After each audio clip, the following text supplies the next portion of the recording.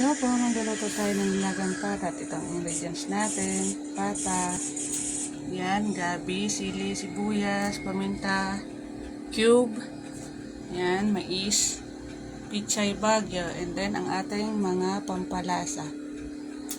Lagay po tayo ngayon ng tubig. Yan, ilagay po natin ang ating pata. And then, ang ating mais.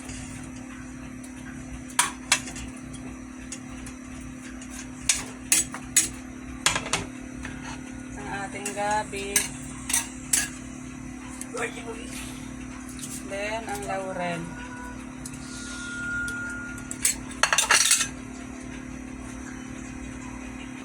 Takpan po natin hanggang sa lumambot. Lagay na po natin ng asin. Ating pamintang buo. And then, pork cube. Ang ating sibuyas.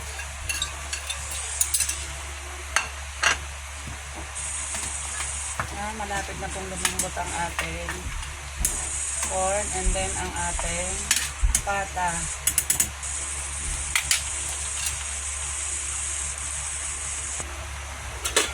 Lagay na po natin ang ating sili. And then, ang ating vegetable. Malapit na pong maluto ang ating nilagang pata.